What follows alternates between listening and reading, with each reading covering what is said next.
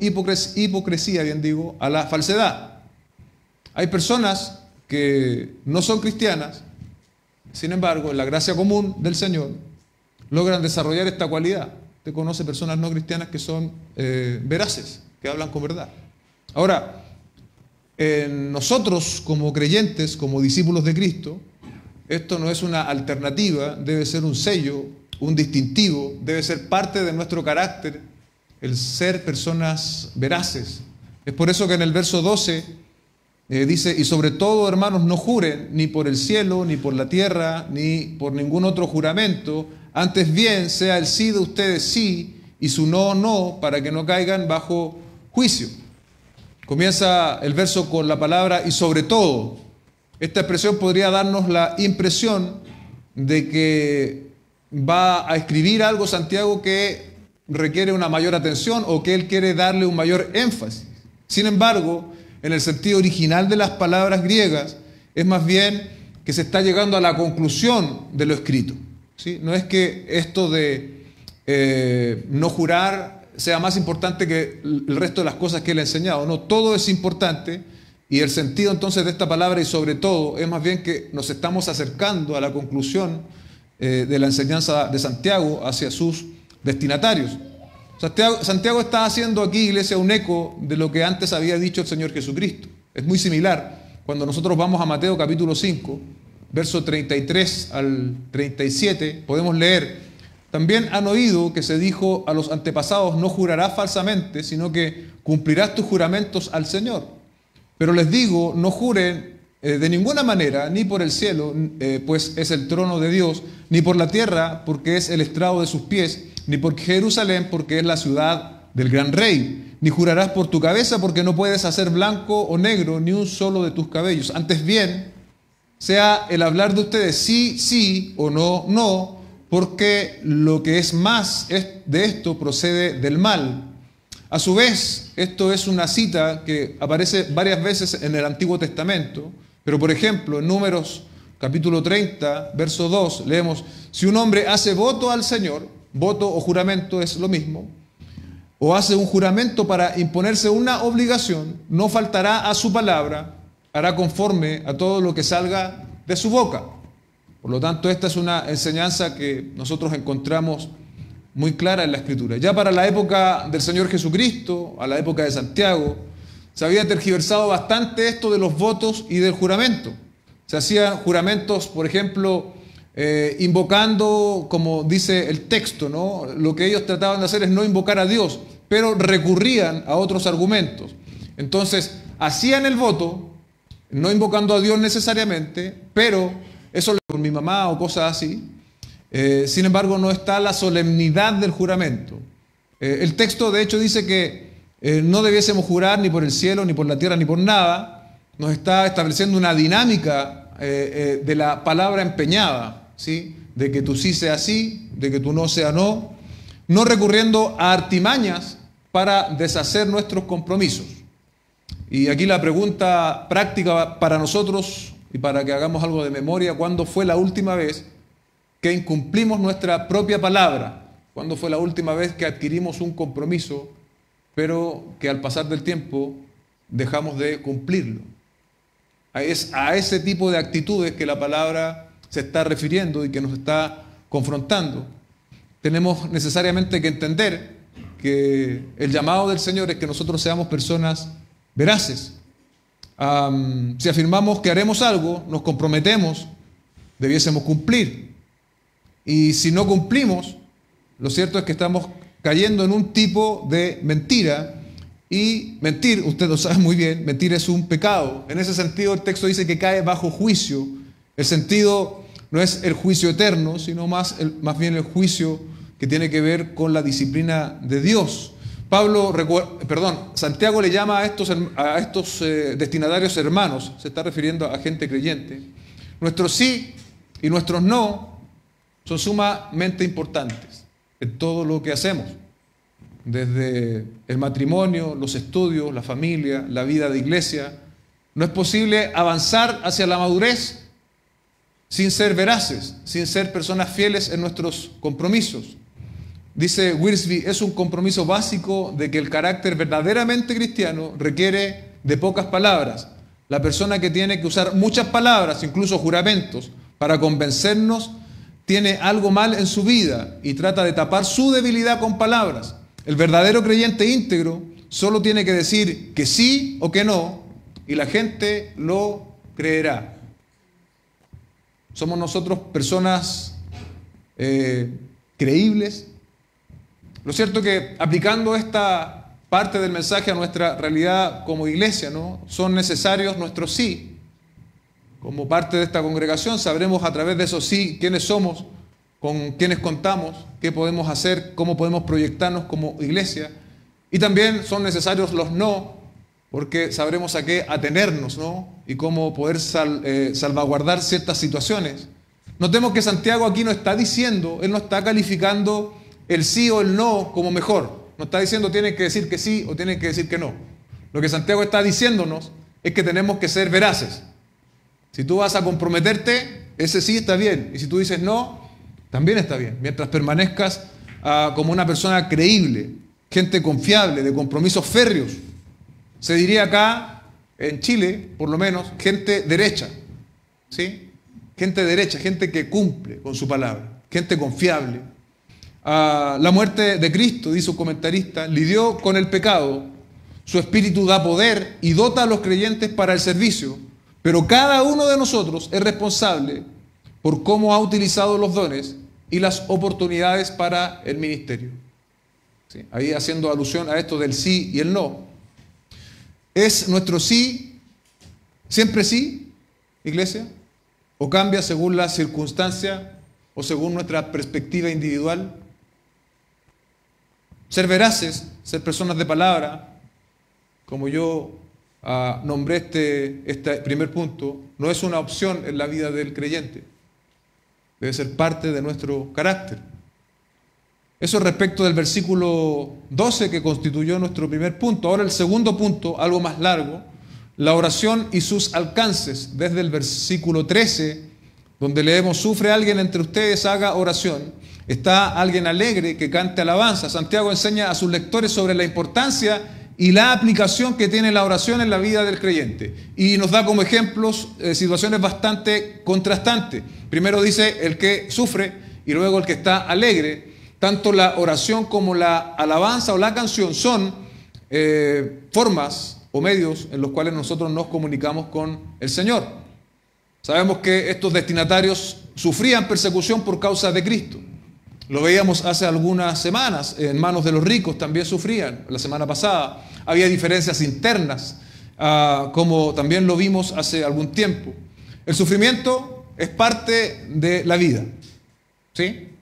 El sufrimiento es parte de la vida, en el mundo tendremos aflicción. El Señor mismo lo dijo, pero confiad, yo he vencido al mundo. La oración, cuando nosotros oramos, cuando estamos en medio de sufrimiento, estamos confiando en Cristo. Estamos creyendo a esa palabra que Él dijo, pero confiad, yo he vencido al mundo. Podemos hacer un eco literal de esta pregunta, ¿no? Yo podría preguntar esta mañana, ¿está alguno de ustedes sufriendo por alguna situación? La palabra de manera directa nos envía y nos manda a orar. Por lo tanto, la segunda pregunta es, ¿estamos orando en medio de nuestro sufrimiento? Porque ¿qué hacemos nosotros de manera natural muchas veces cuando estamos en el dolor, cuando estamos en la dificultad, cuando estamos sufriendo? Nuestro primer recurso no suele ser Dios, nuestro primer recurso muchas veces no es la oración. Nuestro instinto natural nos impulsa a buscar soluciones.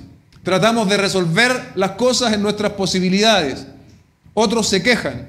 O a veces simplemente caemos en una pasividad absoluta porque nos sentimos sobrepasados. Pueden ser algunas de las respuestas que muchas veces tenemos frente al sufrimiento. Santiago nos recuerda que frente al sufrimiento, en el sufrimiento, lo que nosotros debemos hacer de manera básica es orar, es venir delante del Señor.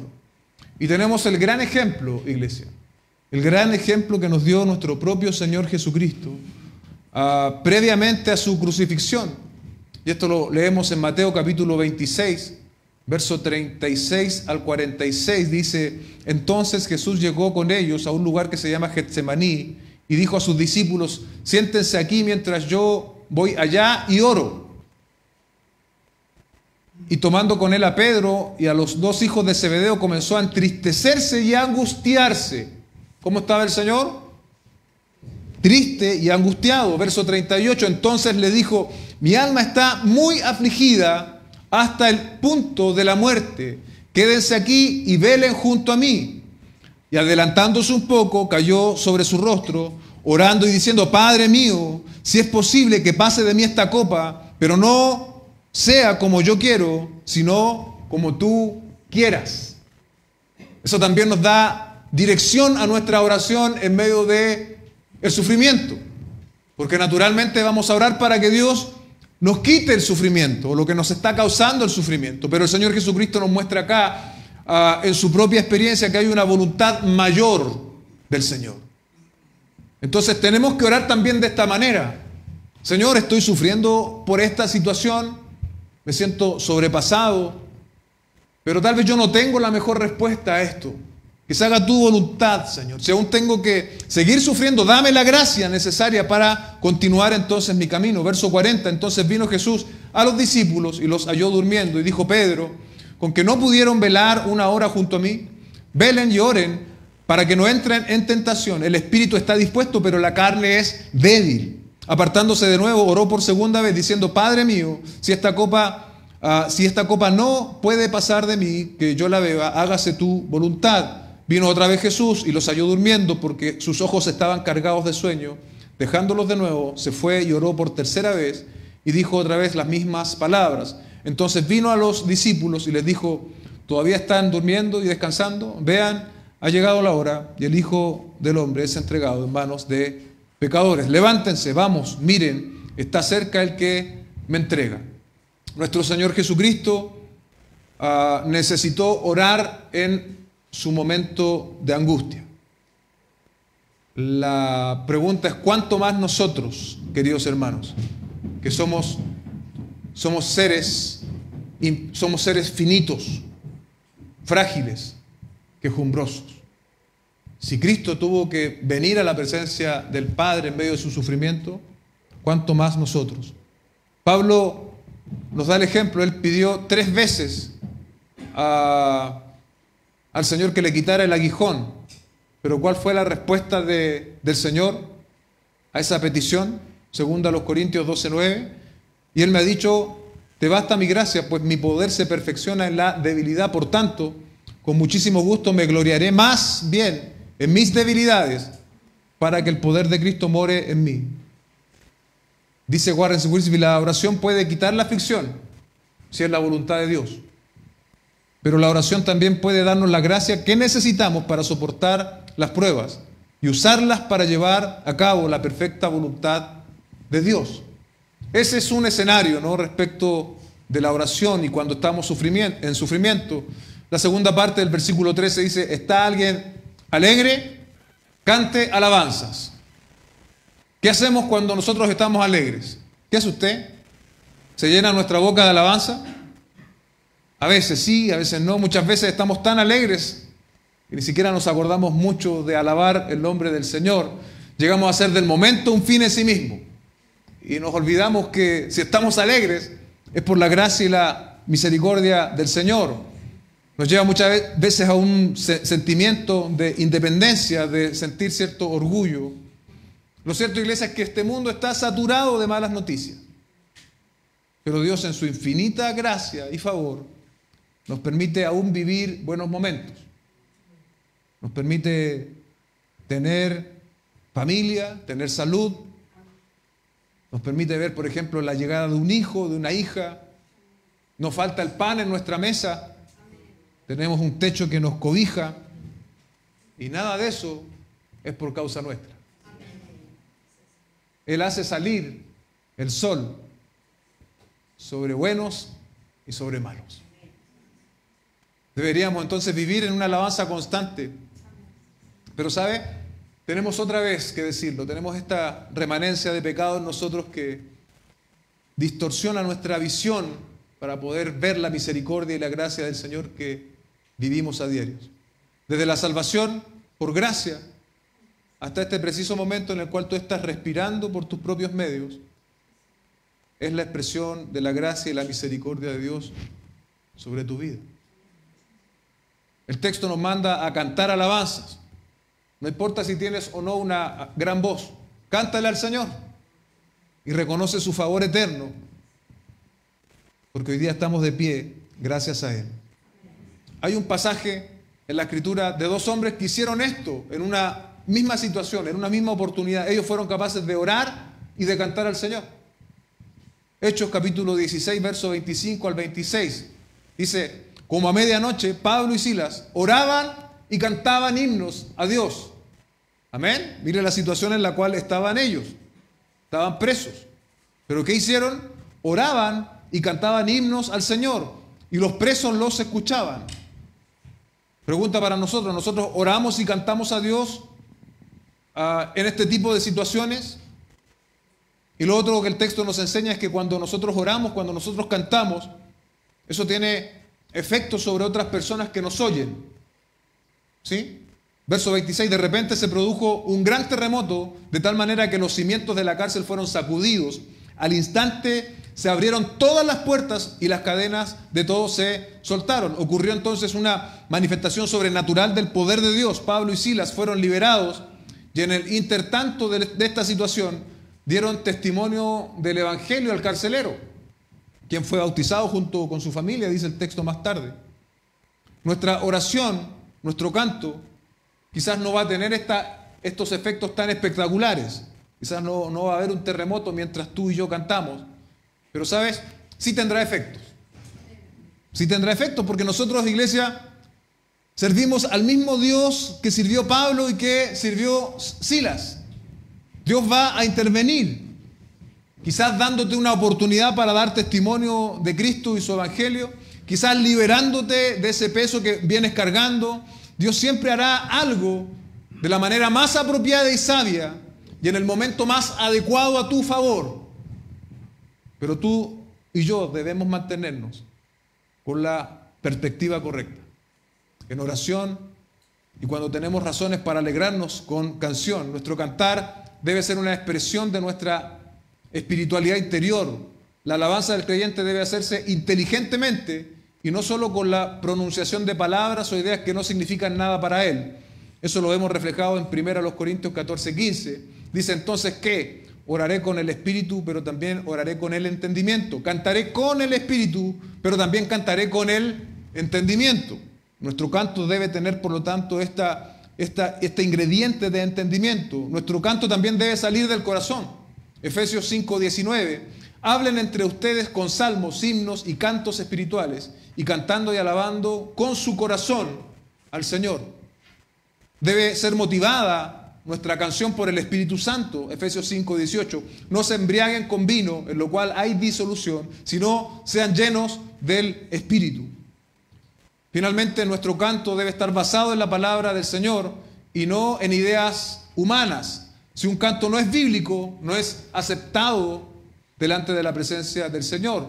Colosenses 3:16, que la palabra de Cristo habite en abundancia en ustedes, con toda sabiduría, enseñándose y amonestándose unos a otros con salmos, himnos y canciones espirituales, cantando a Dios con acción de gracia en sus corazones. ¿Está alguno sufriendo hoy, esta mañana, por alguna situación en particular? Ora al Señor, amado hermano. ¿Estás alegre? Tienes que cantar al Señor. Luego en el verso 14 seguimos hablando de los aspectos o los alcances de la oración, ¿no? La enfermedad es una experiencia que encaja bien con alguno está sufriendo entre ustedes, ¿no? Verso 14 dice, ¿está alguien entre ustedes enfermo? Que llame a los ancianos de la iglesia y que ellos oren por él, ungiéndolo con aceite en el nombre del Señor.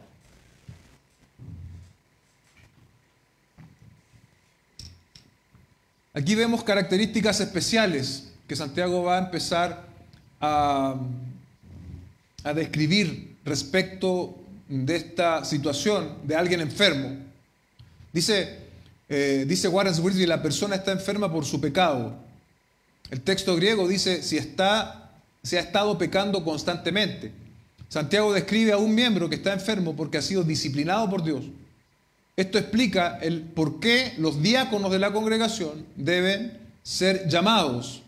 La persona no puede ir a la iglesia para confesar sus pecados, así que pide a los líderes espirituales que vengan, pues estos estarían encargados de la disciplina de la iglesia. Warren Wiersbe se refiere a diáconos, pero lo cierto es que podemos considerarlo como algo más amplio que eso. ¿Quiénes son los ancianos? Los líderes de la época.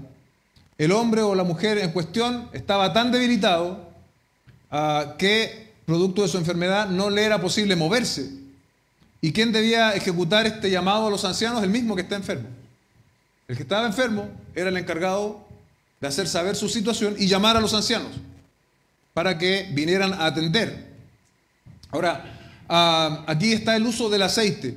Lo cierto es que hay varias posturas, todas respetables, respecto de por qué se hacía con aceite.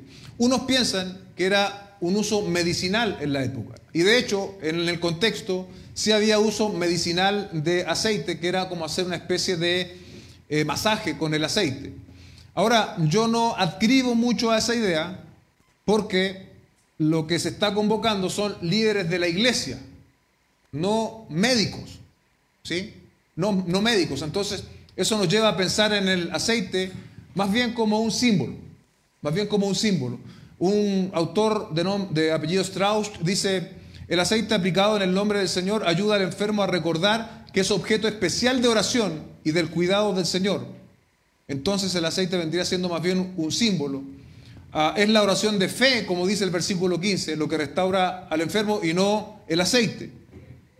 ¿Podemos nosotros utilizar aceite cuando una situación como esta se da? Perfectamente. Pero afirmar lo contrario, y lo quiero ilustrar así, afirmar que el aceite tiene un uso medicinal, sería como que un hermano está enfermo y pidió que los líderes lo visitaran. Entonces nos ponemos de acuerdo en este caso, con Patricio y con Sergio, y vamos para replicar el uso medicinal, pero vamos también con un botiquín con medicamentos. Así más o menos yo lo vería, ¿no? Y no me hace mucho sentido. Pero sí, el aceite como un uso simbólico, ¿no? Sí tiene absoluto sentido, como muchas otras cosas también en la Escritura que se muestran de igual manera. Dice el verso 15, la oración de fe restaurará al enfermo y el Señor lo levantará. Si ha cometido pecados, le serán perdonados. Ahí está entonces esta idea de que se está refiriendo a una persona que está enferma a causa de su pecado. Vamos a abordar eso posteriormente, pero primero quiero definir qué es la oración de fe. ¿Qué es la oración de fe? Podemos definirlo con la misma escritura, según 1 Juan 5, 14 al 15.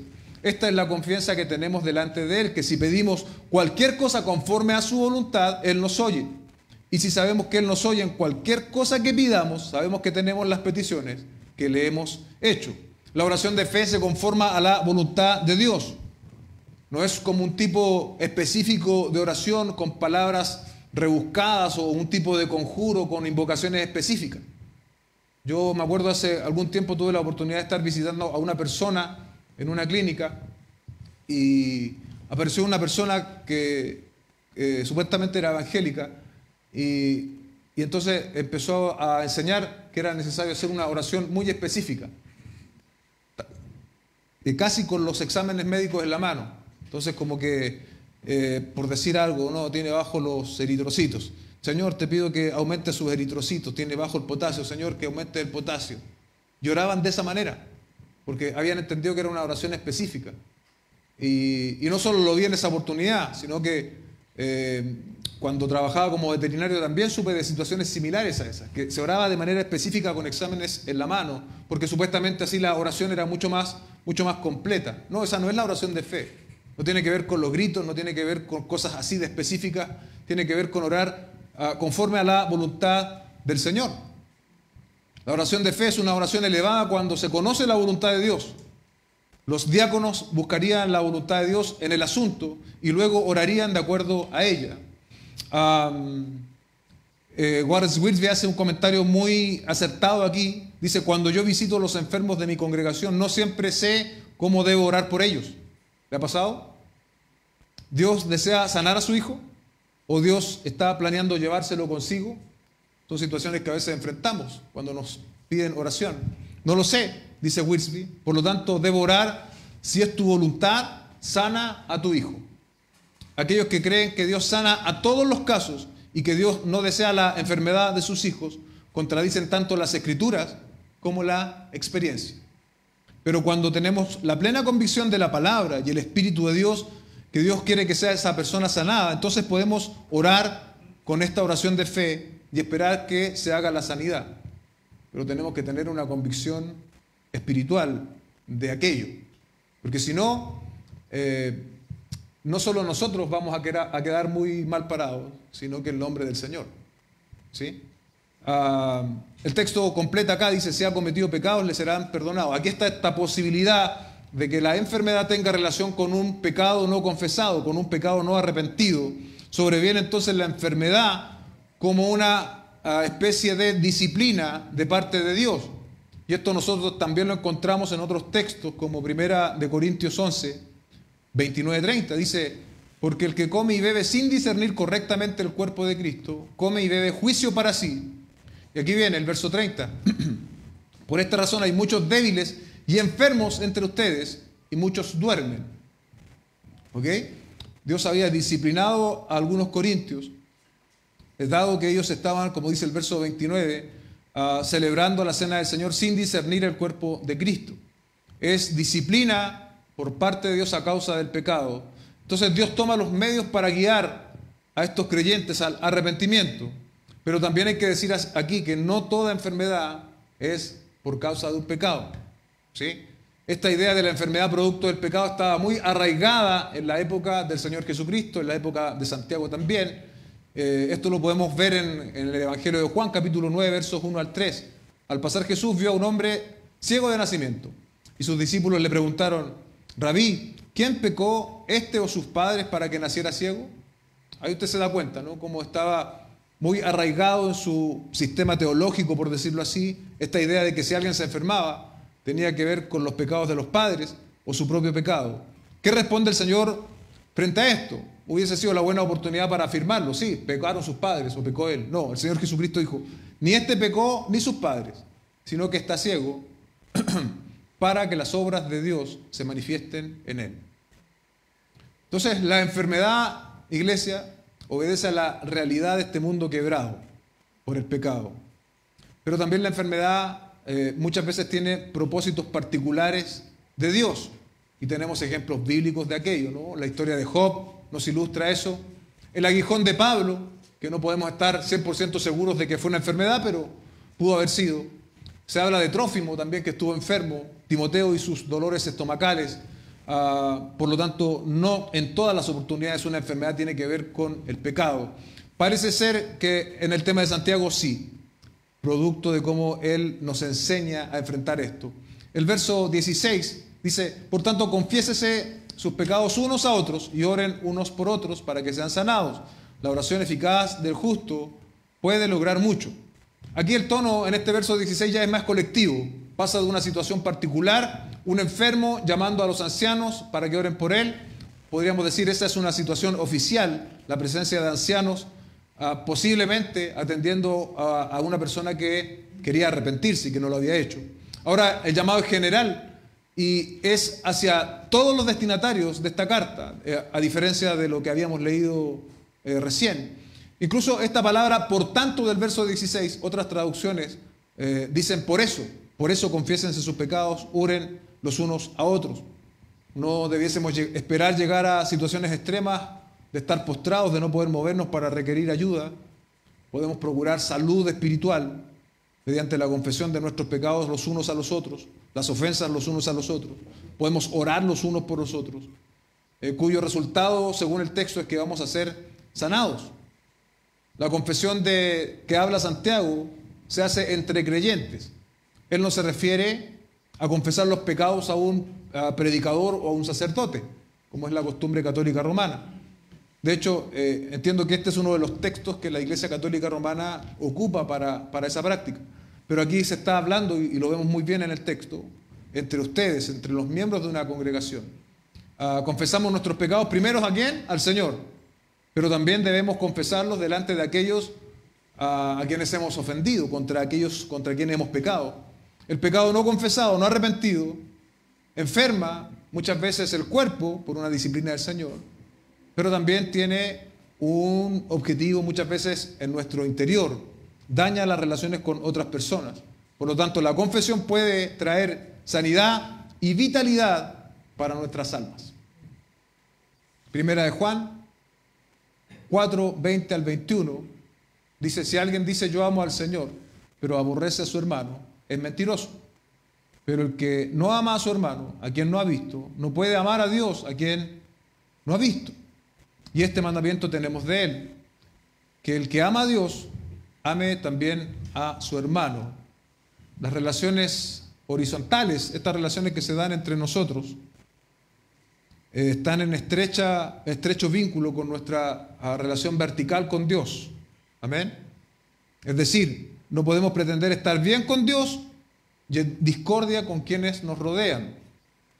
Llámese familia, iglesia, podemos pensar también en contextos de trabajo, aunque sabemos que la intención principal de Santiago aquí, su público objetivo, es la iglesia.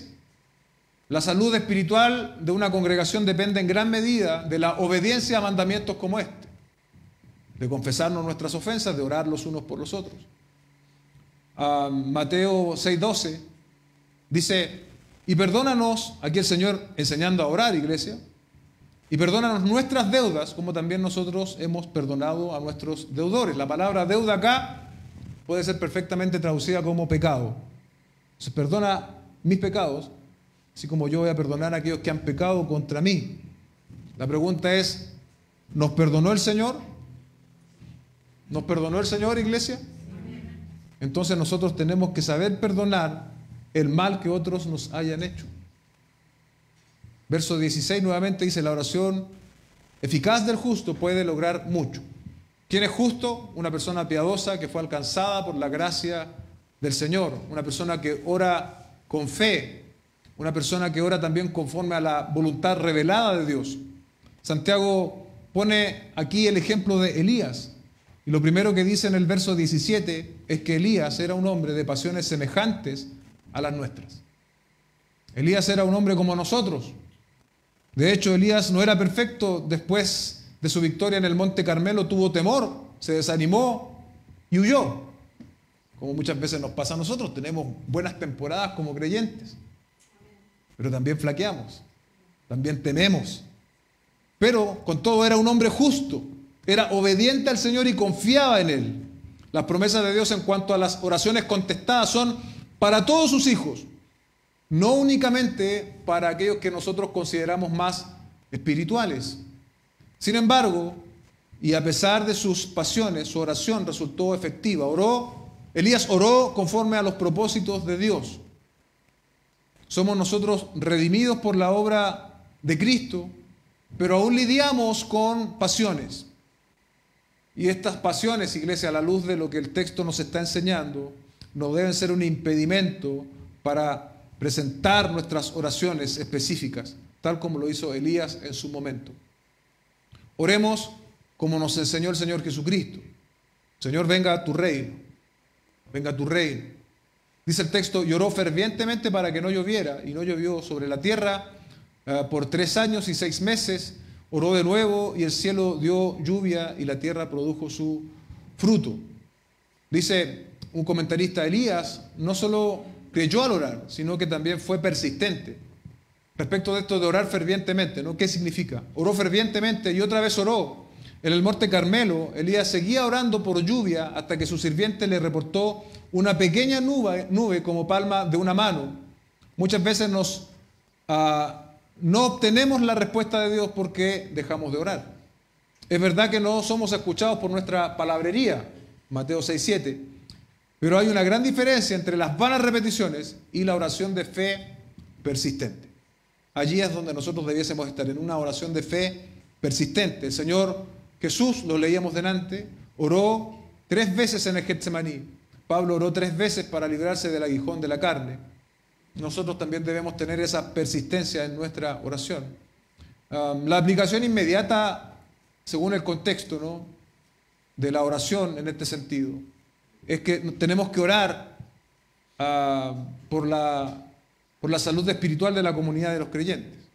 Y nuestra oración en ese sentido debe ser constante, debe ser ferviente. Si queremos ser una iglesia sana, si queremos madurar, hay algo que tenemos que hacer, y es orar. Es orar. Lo decía mi hermano Sergio antes, nuestro tiempo de oración va a sufrir cambios respecto del horario, y creo que aquí es una buena oportunidad para hacer esta invitación a que todos podamos participar de estos tiempos de oración congregacional. A través de mi hermano José, me hizo esta observación hace algún tiempo, y hace poco me la volvió a recordar. Lo habíamos conversado con los diáconos, nos había parecido una muy buena idea, pero aún no la habíamos implementado. Ahora que viene el tiempo ya menos frío, nos parece una buena oportunidad hacer este cambio de horario en la oración. Y entonces todos, la mayor parte que puedan venir, ¿no?, nos juntemos a orar como congregación y echemos a andar y pongamos en práctica esto, ¿no?, que el texto nos está enseñando. Necesitamos, la oración es un grito de dependencia. Es decir, al Señor, nosotros no podemos, nosotros no sabemos, no tenemos la sabiduría, no tenemos la experiencia. Señor, te necesitamos. Y tenemos que hacerlo también de manera colectiva como iglesia. Finalmente, el último punto 3, instrumentos de restauración al extraviado, dice el verso 19, hermanos míos, si alguien de entre ustedes se extravía de la verdad y alguien le hace volver, sepa que el que hace volver a un pecador del error de su camino salvará su alma de muerte y cubrirá multitud de pecados. Es la tercera directriz con la cual vamos a estar terminando. Yo me quedé pensando anoche, también otra vez, en alguien que es y que fue especialista en restaurar al extraviado. Porque cuando nosotros estábamos muertos en delitos y pecados, nuestro Señor Jesucristo nos salió al encuentro. Él es el mejor, Él es el más insigne, el más destacado restaurador de pecadores. Y Él quiere que nosotros hagamos reflejo de eso también, según este texto nos enseña.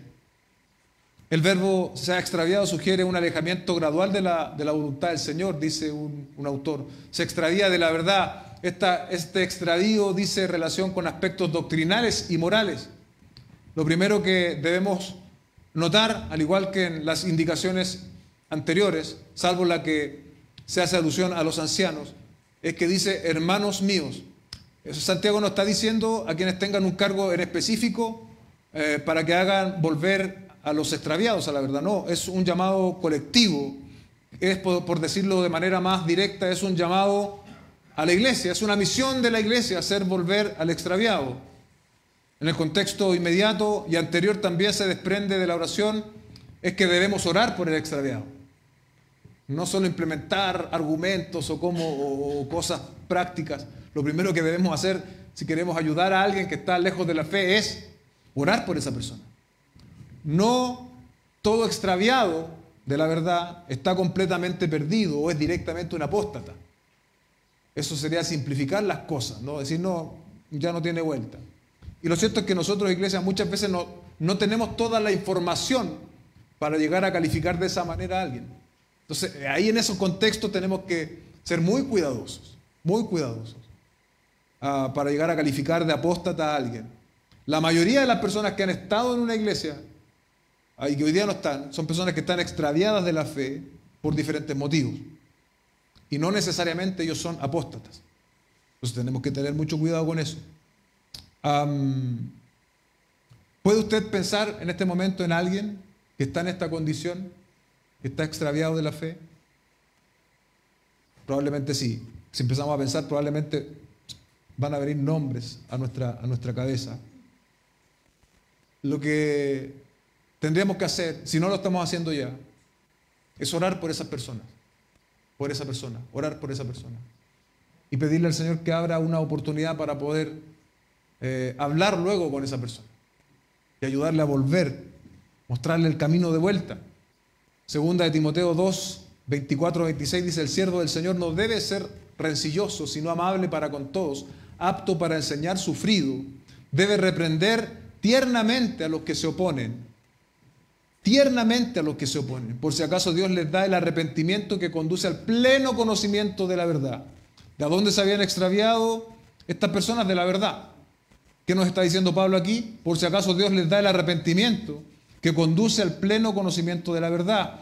Y volviendo en sí, escapen del lazo del diablo, habiendo estado cautivos de él para hacer su voluntad. Es la misma idea que Santiago nos está diciendo. Dios, en su soberana gracia, puede querer hacer volver a alguien ya concertado medios ordinarios, comunes y corrientes. Esos medios corrientes somos nosotros. Esos medios corrientes es la iglesia, la que debe ir a buscar a aquel que se ha extraviado. Para Santiago, este grupo de extraviados de la verdad pudo verse conformados por personas que ejercían esa fe muerta, ¿no? Esa fe de conceptos, pero sin práctica, quienes se constituían también amigos del mundo. ¿Lo recuerda? Lo vimos en su momento. Pueden ser ese tipo de personas. Nosotros, lo decía yo antes, no vemos la realidad del corazón, no vemos un sello, no vemos una aureola en las personas si son convertidos o no convertidos, si son simpatizantes. Nosotros vemos muchas veces el comportamiento. La palabra nos ofrece una buena manera de enfrentar todo esto, ¿no? En Mateo 18, 15 al 17, si tu hermano peca, ve y repréndelo a solas.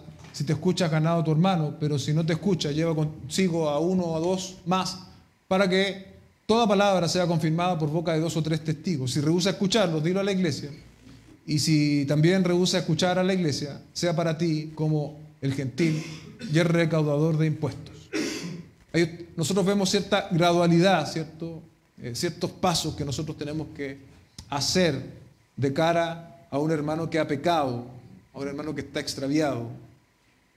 Y eso habla de la misericordia y de la gracia extendida que nosotros hemos recibido y que debemos también mostrar a otras personas. Gálatas 6:1 dice: hermanos, aun si alguien es sorprendido en alguna falta, ustedes que son espirituales, restáurenlo en un espíritu de mansedumbre, mirándote a ti mismo, no sea que tú mismo seas tentado. Entendemos, ¿cierto?, que la verdad de la cual Santiago está haciendo alusión es la verdad del Evangelio. Aquello que negarlo podría dejar a las personas en un estado de condenación. Yo pensaba en el libro de Gálatas. Los Gálatas se habían extraviado. Pablo le dice: sea anatema el que tergiversa el Evangelio, etc. Pero la propia carta es un testimonio de que la restauración existe. Porque si Pablo hubiese pensado que los Gálatas ya no tenían regreso, simplemente no hubiese escrito. Pero él tenía la confianza, tenía la fe en el Señor, de que a través de esa epístola muchos se iban a volver al Evangelio nuevamente. Así también debiésemos actuar nosotros. Quizás alguien está detenido en la fe, descarriado. Sabemos que la salvación es del Señor. Sin embargo, Dios soberanamente ha ordenado los medios, y ese medio puede ser tú. Ese medio que Dios quiere utilizar puede ser tú. Dice el verso 21: si alguien de entre ustedes se extravía de la verdad y alguien le hace volver, sepa que el que hace volver a un pecador del error de su camino salvará su alma de la muerte y cubrirá multitud de pecados. Dios quiere usarnos, pero debemos disponernos, debemos tener esa disposición, que muchas veces ser rechazados, muchas veces que te dejen en visto, ¿no? Ahora en el uso de WhatsApp. Pero sabe, iglesia, va a haber un punto en que alguien sí querrá oírte.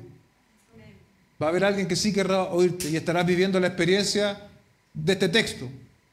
Alguna vez oí también la interpretación de este texto, sobre todo haciendo alusión al verso 20, ¿sabe? Hará volver el pecado, cubrirá multitud de pecados.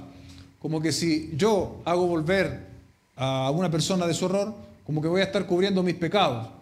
Pero eso es absolutamente equivocado, porque lo único que puede cubrir los pecados de una persona es la obra de Cristo. Yo no voy a cubrir los pecados míos trayendo a las personas, no. Esa es una interpretación que no tiene mucho sentido a la luz del plan de redención del Señor. Los pecados que sí son cubiertos son aquellos de la persona que se está arrepintiendo. A eso se refiere el texto. Vamos terminando ya. Podemos ser útiles nosotros en este sentido. Y tal vez de manera práctica y como tarea, le invito a pensar en 2 o 3 personas que usted conoce que están en esta condición, orar por ellas, pedirle al Señor esta oportunidad para que Dios les pueda restaurar. Hemos llegado al final de esta demandante y práctica epístola y cerramos con estas 3 directrices muy claras. Debemos ser veraces, ¿sí? Debemos hacer uso de la oración. A veces no hacemos uso de la oración. Y la palabra nos está enseñando que si alguien está enfermo, podemos orar. Y debemos restaurar al extraviado. Note usted que Santiago no se despide. Solo termina con estas 3 directrices muy claras para quienes les estaban oyendo. El Señor nos ayude para poder poner por obra su palabra. Cierre sus ojos y oremos al Señor. Padre, en el nombre de Jesús te damos gracias por esta gran oportunidad que tú nos has brindado una vez más de exponernos a tu palabra. Gracias por estas 7 predicaciones en esta epístola de Santiago. Fueron desafiantes, Señor, y nos damos cuenta al mirarnos al espejo de tu palabra, que a pesar de que muchas veces llevamos mucho tiempo en la fe, aún hay muchas áreas que necesitan madurez, Señor, en nosotros. Ayúdanos, Señor. Ayúdanos también a poner por obra lo que esta mañana hemos compartido, Señor. Ayúdanos a ser personas veraces, comprometidas. Ayúdanos, Señor, a ser hombres y mujeres de oración. Fortalece, Señor, también nuestra oración congregacional con ese cambio que va a venir pronto. Y por último, Señor, haznos personas de gracia y de verdad, personas que puedan extender la mano al que está extraviado, Señor. Lo pedimos todo esto en el nombre de Jesús, nuestro Señor. Amén y amén.